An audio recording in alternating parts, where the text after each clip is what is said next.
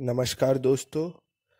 आज का तारीख है 19 मार्च। तो शुरू करते हैं दिन का डेली इंफॉर्मेटिव न्यूज़।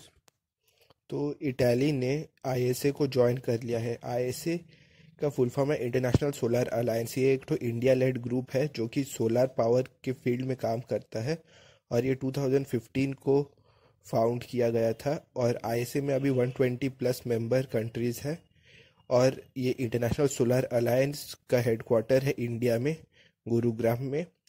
और इंडिया ने इसी साल एक फ्रांस के साथ मेमोरेंडम साइन किया है जिसमें वो कहते हैं कि 2021 ईयर ऑफ द इन्वायरमेंट होगा। और इटली ने इंटरनेशनल सोलर अलायंस को ज्वाइन करके एक तरह से इंडिया में जो आईएसए का है उसको प्रमोट कर सकता है, क्योंकि इटली में इस साल अक्टूबर 30 और 31 को G20 होस्ट हो रहा है। तो G20 में इटली आईएसए को प्रमोट कर सकता है और बाकी बहुत सारे कंट्रीज भी इसको ज्वाइन कर सकते हैं। प्लस एक तो कॉन्फ्रेंस ऑफ पार्टीज होते हैं, उसको हम लोग शॉर्ट में कॉप कहते हैं। तो COP26 इस बार यूके होस्ट कर रहा है और COP26 का इस बार को पार्टनर इटली है। तो इटली बाकी अपने यूरोपियन कंट्रीज को भी आईएसओ को ज्वाइन करने के लिए इनकरेज कर सकता है। प्लस इटली और इंडिया के जो टाइज है वो भी स्ट्रांग हो रहे हैं। अभी इटली और इंडिया में बात चल रहा है कि ये लोग भी मिल के एक स्पेस प्रोग्राम लॉन्च करेंगे, जैसे इंडिया और फ्रांस का है वेनस प्लैनेट को स्टडी करने के लिए एक मिशन। उसी तरह इटली भी इसरो के साथ कोलैबोरेट करना चाहता है। प्लस इटली में जो भी डिफेंस मैन्युफैक्चरिंग कंपनीज है वो लोग इंडिया में अपना सेटअप करना चाहते हैं मैन्युफैक्चरिंग प्लांट, और इंडिया के साथ मिल के डिफेंस रिलेटेड इक्विपमेंट बनाना चाहते हैं। लेकिन ये सब अभी बातचीत हो रहा है, ये सब अभी कंफर्मेशन नहीं हुआ है। प्लस आप ये भी सोच रहे होंगे कि इटली ने आईएसए को ज्वाइन कैसे किया। इटली तो एक ट्रॉपिकल कंट्री नहीं है और आईएसए में ट्रॉपिकल कंट्रीज ही मेंबर बन सकते हैं। तो आप सही है लगभग थोड़ा बहुत। इंडिया ने 2018 में ये संशोधन किया कि इंटरनेशनल सोलर अलायंस में जो भी यूनाइटेड नेशन के कंट्रीज है 193 वो सब इसके मेंबर बन सकते हैं। कोई कंट्री का ये रिक्वायरमेंट नहीं होगा कि वो सनशाइन होना चाहिए, मतलब 12 महीने के 12 महीने वहाँ पे धूप आना चाहिए।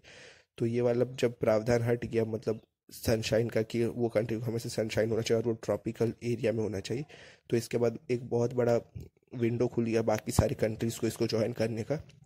और अभी पीएम मोदी हम लोगों के कंट्रीज जैसे स्वीडन फिनलैंड इन लोगों को भी इनकरेज कर रहे हैं कि ये लोग भी जैसे आईएसए को ज्वाइन करें। लेकिन ये दोनों कंट्रीज स्वीडन और फिनलैंड बहुत ही नॉर्दर्न हेमिस्फीयर में है और यहाँ पे साल में मुश्किल से 1-2 महीना ही बस धूप आता है। फिर भी अगर ये लोग इसको ज्वाइन करेंगे तो इससे इंडिया का ही सॉफ्ट पावर बढ़ेगा एक वर्ल्ड स्टेज में। और दूसरा न्यूज़ ये है कि बाइडन और पुतिन के बीच में अभी वॉर ऑफ वर्ड्स चल रहा है, जुबानी जंग। बाइडन ने एक इंटरव्यू में हिंट किया था कि पुतिन को बहुत ज़्यादा प्राइस पे करना पड़ेगा, क्योंकि पुतिन ने यूएस इलेक्शन में इंटरवेंशन किया था। हालांकि ये बात अब पूरी तरह से ऑफिशियल हो गया है कि जो यूएस इलेक्शन हुआ था उसमें यूएसए का इलेक्शन को रिग्ड करने का कोशिश कर रहे थे दो ठो कंट्रीज, एक रशिया था और एक ईरान। ये दोनों चाहते थे कि इनके सपोर्ट का कोई बने, जैसे रशिया चाहता था कि डोनाल्ड ट्रंप बने और ईरान चाहता था कि बाइडन बने। तो बाइडन कह रहे हैं कि ये भूले नहीं है कि रशिया ने किस तरह से यूएस डेमोक्रेसी को खिलवाड़ किया था और उसको उनको इसका प्राइस पे करना पड़ेगा। प्लस इसके साथ ही बाइडन ने यह भी कहा कि पुतिन एक किलर है, उन्होंने अपने जो भी एनिमीज है, जो भी उनके ऑपोजिशन में खड़े होते वो सबको मार देते हैं। तो इसके जवाब में पुतिन ने बाइडन को कहा कि takes one to know one. Putin का क्लासिक जवाब था, मतलब एक किलर को एक किलर ही पहचान सकता है। और पुतिन ने ये कहा कि बाइडन के कार्यकाल के under as a vice president USA ने बहुत सारे कंट्रीज के ऊपर बॉम्बिंग किया, बहुत सारे इनोसेंट लोगों को मारा, बहुत सारे डिस्ट्रक्शन किए और सिविल वॉर क्रिएट किए। तो यूएसए में बाइडन भी एक किलर ही है। तो इसके बाद एक बहुत ज़्यादा चांस है कि अमेरिका रशिया के ऊपर कारसा सैंक्शंस लगा दे। कारसा का फुल फॉर्म है countering America's adversary through sanctions act. तो ये सैंक्शंस लगा देने के बाद जो भी कंट्रीज है जो रशिया से कुछ भी परचेज करते तो उनके ऊपर भी ऑटोमेटिकली एक सेकेंडरी सैंक्शन लग जाएगा। तो इंडिया को डर ये है कि इंडिया ने जो S-400 का बाई किया है रशिया से, तो इंडिया के ऊपर भी सैंक्शंस लग जाएगा। लेकिन इंडिया अभी तर्क ये दे रहे हैं कि इंडिया ने जो S-400 है वो 2016 में बाय किया है, और जो ये कारसा एक्ट है ये 2017 को लागू किया गया है। तो इंडिया को इसमें छूट मिलना चाहिए, मतलब इंडिया को इस कारसा एक्ट का जो सेकेंडरी सैंक्शन है उसके अंडर में नहीं लाना चाहिए। बट अमेरिका कह रहा है कि इंडिया ने परचेज भले ही 2016 में कर लिया हो, लेकिन उसका पेमेंट तो 2017 के बाद किया जा रहा है, तो इंडिया को भी सैंक्शन होगा। लेकिन ये सब को भी अगर हम लोग छोड़ दे S-400 का, फिर भी इंडिया को सैंक्शंस होना ही है, क्योंकि इंडिया T-90 टैंक्स खरीद रहा है रशिया से, प्लस मिसाइल फ्रीगेट। ये सब मेनली अभी जो चाइना के साथ क्लैश हुआ था उसके बाद इंडिया ने बहुत ज़्यादा परचेज किया रशिया से, तो तब भी उसको इंडिया को सैंक्शंस होगा ही, सेकेंडरी सैंक्शंस। प्लस अभी ये भी बात चल रहा है कि nuclear power attack submarine India Russia से लीज में लेगा। तो एक तरह से यूएसए और रशिया के बीच में जो डिफरेंसेस बढ़ रहे हैं उससे इंडिया कुछ सीधा सीधा डिसएडवांटेज है। प्लस अभी अलास्का में चाइनीज और अमेरिकन ऑफिशियल एक साथ बात कर रहे हैं, और वो जो भी टाइज है उसको इम्प्रूव करना चाहते हैं, जो कि डोनाल्ड ट्रंप के अंडर में बहुत ज़्यादा रुइन हो गया था। तो यूएसए अभी रशिया को बहुत ज़्यादा मतलब आइसोलेट कर रहा है, और ये आइसोलेशन से होगा ये कि इंडिया अपना जो अलाई है रशिया को उसको खो देगा। रशिया लास्ट में यूएसए के सैंक्शंस के अंडर में चाइना से हेल्प लेगा एज यूजुअल, जो बाकी कंट्रीज भी जैसे चाइना से हेल्प लेते यूएस सैंक्शंस के बाद। तो रशिया भी चाइना का फिर डिपेंडेंट बन जाएगा, और यूएसए अपने पैर में खुद ही कुल्हाड़ी मार रहा है कि मतलब वो रशिया के साथ अभी जो टाइज है उसको इतना ज़्यादा हार्श कर दे रहा है कि वो एक तरह से पूरा चाइना के साइड में ही चल जाएगा।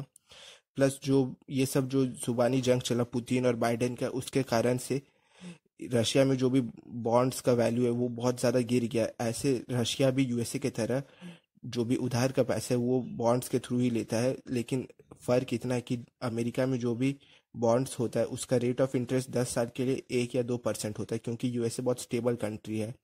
वहीं रशिया का जो भी बॉन्ड है 10 साल के लिए उसका इंटरेस्ट है 6 to 8%, क्योंकि रशिया बहुत ज़्यादा अनसर्टेन कंट्री है, क्या पता कभी भी यूएस रशिया के ऊपर सैंक्शंस लगा दे। प्लस रशिया में पुतिन बहुत टाइम से ऐसा प्रेसिडेंट है, तो एक इनकम्बेंसी का सेंटीमेंट भी हो जाता है कि अब पुतिन को हटाना चाहिए या फिर कोई कू कर दे, तख्ता पलट हो जाए। तो इसीलिए रशिया में जो बॉन्ड का इंटरेस्ट रेट है वो इतना ज़्यादा हाई है। प्लस और आप सोच रहे होंगे कि यूएसए तो अभी क्वाड में इंडिया और जापान ऑस्ट्रेलिया के साथ बात किया, लेकिन हाँ आप लोग सही है, यूएस अभी क्वाड में फोकस कर रहा है, लेकिन क्वाड का जो मेन मोटिव था उसमें यूएस अभी भी नहीं कर रहा। क्वाड का मेन मोटिव होना चाहिए था कि रीजनल सिक्योरिटी, मतलब ये जो इंडो पैसिफिक का जगह वो हमेशा ओपन रहना चाहिए और वहाँ पे एक मतलब सिक्योरिटी पैक टाइप का हो। उसके ऊपर यूएस अभी और ज़्यादा बात नहीं कर रहा, जो कि डोनाल्ड ट्रंप के अंडर में बहुत ज़्यादा इसके ऊपर चर्चा हो रहे थे। लेकिन वहीं अभी यूएस जो बाइडेन के अंडर में वो क्वाड को भी एक आपका इन्वायरमेंट ऑर्गेनाइजेशन की तरह ही बना दिया, जहाँ पे क्लाइमेट चेंज का बात हो रहा है, प्लस जो वैक्सीन सपोर्ट है वो सब का बात हो रहा है। तो क्वाड का जो मेन मोटिव था उसको अभी बाइडेन बहुत ज़्यादा डिग्रेड कर दिया है, मतलब मेन उसका काम था रीजनल सिक्योरिटी को लेकर, लेकिन अभी जो बातचीत हुआ उसमें बस वैक्सीन सपोर्ट और क्लाइमेट चेंज का हुआ, जो कि मेरे ख्याल से ठीक नहीं है। अभी से ही यूएसए को कुछ रीजनल सिक्योरिटी को लेकर पहले ही चेतावनी दे देना चाहता है, या फिर बात शुरू कर देना चाहता है कि चाइना को लेकर क्वाड एकजुट है, वैसा नहीं किया जो कि डोनाल्ड ट्रंप बहुत ज़्यादा करते थे। तो ये एक तरह का पॉलिटिकल जो शिफ्ट हुआ उससे फॉरेन पॉलिसी में भी एक शिफ्ट आ गया है इंटरनेशनली। और तीसरा न्यूज़ है, पैंडेमिक के दौरान जब ऑयल प्राइसेस बहुत ज़्यादा गिर गए थे तो इंडिया ने बहुत सारे कंट्रीज़ के साथ मिलकर सऊदी अरेबिया को ये आश्वासन दिया था कि अभी हम लोग आपसे लार्ज क्वांटिटी में ऑयल परचेज करेंगे और ऑयल का प्राइस ज़्यादा गिरने नहीं देंगे। लेकिन सऊदी अरेबिया को ये कहा गया था कि जब पैंडेमिक कंट्रोल में आ जाएगा तो आप ऑयल प्राइसेस नहीं बढ़ाएंगे, लेकिन सऊदी अरेबिया ने ये वादा नहीं रखा। जैसे पैंडेमिक अभी ठीक होने लगा, लॉकडाउन खुलने लगे, तो सऊदी अरेबिया ने जो अपना ऑयल प्रोडक्शन है उसमें कट कर दिया, और प्रोडक्शन में कट करने के कारण से ऑयल प्राइसेस इंक्रीज हो गया। ऐसे इंडिया का हमेशा से लार्जेस्ट इंपोर्टर सऊदी अरेबिया ही रहा है। सऊदी अरेबिया बेसिकली 1 या 2 पोजीशन में रहता था, लेकिन 2006 के बाद पहली बार सऊदी अरेबिया 4th पोजीशन में आ गया है क्रूड ऑयल परचेज के मामले में इंडिया से। इंडिया भी सऊदी अरेबिया से ज़्यादा ऑयल परचेज नहीं करा, क्योंकि सऊदी अरेबिया ने इंडिया को जो वादा किया था वो निभाया नहीं। तो अभी इंडिया मेनली इराक रैंक 1 में जिससे ज़्यादा परचेस करे, उसके बाद यूएसए, फिर नाइजीरिया। तो ये तीनों कंट्रीज से अभी इंडिया ज़्यादा परचेस कर रहा है, और सऊदी अरेबिया रैंक 4 में आ गया है। और ओपेक का जो एक ठो ऑर्गेनाइजेशन है वो है organisation of petroleum exporting countries. तो ओपेक में सऊदी अरेबिया के पास सबसे ज़्यादा डिपॉजिट है पेट्रोल का, वो रैंक 2 में है। सबसे ज़्यादा डिपॉजिट रैंक 1 के साथ वेनेजुएला के पास है, और नाइजीरिया के पास ज़्यादा डिपॉजिट नहीं है, वो रैंक 8 में है। अगर आपको कंपैरिजन करके बताऊं तो सऊदी अरेबिया के पास 7 से 8 गुना ज़्यादा ऑयल डिपॉजिट्स है एज़ कम्पेयर टू नाइजीरिया। और वेनेजुएला नंबर 1 में है, लेकिन यूएस सैंक्शंस के कारण कोई भी कंट्री वेनेजुएला और ईरान से परचेज नहीं कर पा रहे हैं। तो ये दोनों कंट्रीज़ में ऑयल के प्राइस बहुत ज़्यादा लो है। वेनेजुएला में आई थिंक 1 रुपी करके है, और ईरान में 4 रुपीज़ करके है इंडियन रुपी में ऑयल का प्राइसेस। तो ये दोनों कंट्रीज से तो इंडिया बाई कर नहीं सकता, तो अभी मेनली इराक, यूएस और नाइजीरिया से बाई कर रहे हैं। और हम लोग ज़्यादा प्राइस पे करके इन लोगों से बाई इसलिए करें क्योंकि इन लोगों का जो पर बैरल है उसमें हम लोग का कॉस्ट कम पड़ जाता है। देखिए, जैसे सऊदी अरेबिया से अगर हम लोग इंडिया में ऑयल बाई करते हैं तो डिस्टेंस कम है, तो इंडिया को उसमें प्रॉफिट होता है। लेकिन सऊदी अरेबिया ने जैसे अपना दाम बढ़ा दिया, तो बाकी कंट्रीज का जो ऑयल है उसका दाम सऊदी अरेबिया से कम है, तो हम लोग वहाँ से परचेस करें। सऊदी अरेबिया का जो ऑयल है उसको आप समझ लीजिए एक क्वालिटी का है, उसका नाम है ओपेक बास्केट प्राइस, ठीक। तो अभी इंडिया मेनली यूएसए से जो परचेस करता है वो है WTI, वेस्ट टेक्सास इंटरमीडिएट। तो इसका जो पर बैरल कॉस्ट है वो सऊदी अरेबिया से कम है, इसीलिए इंडिया यहाँ से ज़्यादा परचेस कर रहा है। लेकिन इंडिया को ज़्यादा ट्रांसपोर्ट फी भी पे करना पड़ रहा है, पर फिर भी ये सारे ऑयल इंडिया के जो भी रिफाइनरीज है वहाँ पे ये सब ज़्यादा सूटेबली यूज़ कर सकते हैं। ये सब ऑयल का प्राइस सऊदी अरेबिया से कम है क्योंकि ये सब प्रीमियम ऑयल नहीं, मतलब इसको रिफाइन करने के लिए हेवी रिफाइनरीज चाहिए, लेकिन इंडिया के पास हेवी रिफाइनरीज है, उसीलिए इंडिया ये सब ऑयल को ज़्यादा परचेस कर रहा है ताकि वो अपने कंट्री में लाके इसको रिफाइन कर ले। और इससे इंडिया का थोड़ा कॉस्ट कट तो हो रहा है, लेकिन उतना ज़्यादा नहीं हो रहा जितना अगर सऊदी अरेबिया प्राइस ना बढ़ाता तो होता इंडिया को। प्लस यूएसए से जो इंडिया में आपका ऑयल आता है उसको आने में ही 40 से 45 दिन लग जाते हैं, और वही अगर गल्फ से इंडिया में ऑयल का कोई टैंकर आता है तो उसको 5 से 10 दिन लगते। प्लस जो टैंकर आता है उसका जो सी में वो लोग होके आते हैं तो उसका अलग चार्ज रहता है, प्लस वो सबका इंश्योरेंस भी। तो इसमें बहुत ज़्यादा प्राइस पे करना पड़ता है कॉस्ट लाने में, लेकिन इंडिया ज़्यादा ट्रांसपोर्ट फी पे करके भी परचेस कर रहा है। जस्ट सऊदी अरेबिया को मतलब अभी इंडिया और ज़्यादा ट्रस्ट नहीं करता, और उन लोगों के साथ जो इकोनॉमिक है टाई है उसको थोड़ा ज़्यादा उन लोग इंडिया भी मतलब दिखाना चाहता है सऊदी अरेबिया को कि आप अगर हम लोग को धोखा दे सकते तो हम लोग भी आपको अच्छे से इकोनॉमिकली तंग कर सकते हैं। तो ये इंडिया का मेनली मोटिव है। और चौथा न्यूज़ है कि इसराइल और ईरान बहुत ज़्यादा अभी एक दूसरे के खिलाफ जुबानी जंग कर रहे हैं, और दोनों कंट्रीज़ ने अपने अपने सिटीजन्स को ये भी कह दिया कि एक जंग होने को है और आप लोग सब तैयार रहिए, कभी भी जंग हो सकता है और दूसरा कंट्री हम लोग के ऊपर अटैक कर देगा। प्लस ईरान ने अभी अपना जो भी मिसाइल सिटी बेसिकली सीलोज कहते हैं इसको, अंडरग्राउंड मिसाइल जहाँ पे रखा जाता है तो उसको मिसाइल सीलोज कहते हैं। तो उसका एक तो वीडियो रिलीज़ किया जहाँ पर बहुत सारे बैलिस्टिक मिसाइल, स्ट्रैटेजिक मिसाइल वो सब दिखाया गया है।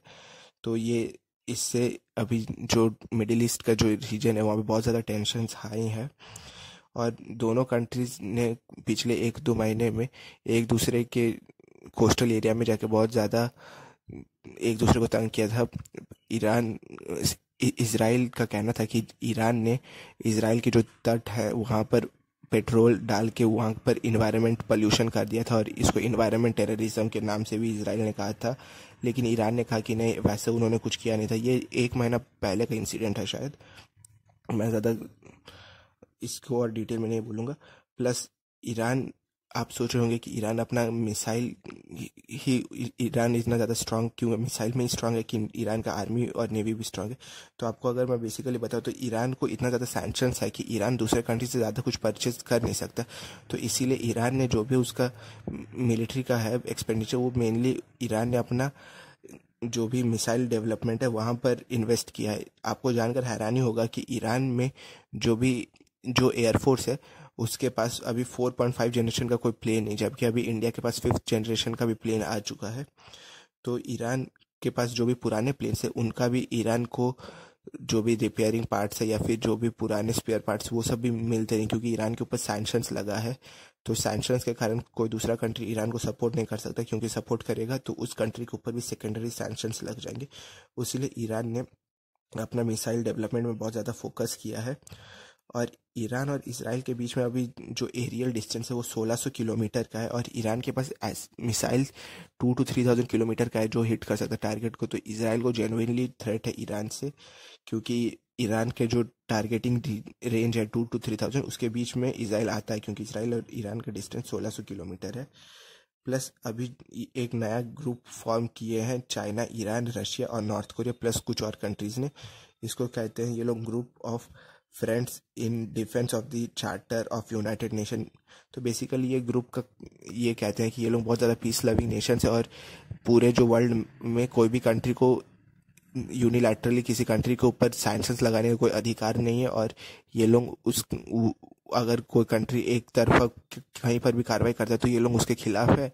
तो ये बेसिकली यूएसए को टारगेट करने के लिए करें, क्योंकि यूएस का आप देखिए इन सबसे कॉमन है इन तीन कंट्रीज के ऊपर तो यूएस सैंक्शन से, एक्सेप्ट चाइना जो कि डोनाल्ड ट्रंप के अंडर में ट्रेड वॉर तो शुरू कर दिए थे। तो ये लोग मिलके यूएस के खिलाफ एक ग्रुपिंग बना रहे हैं।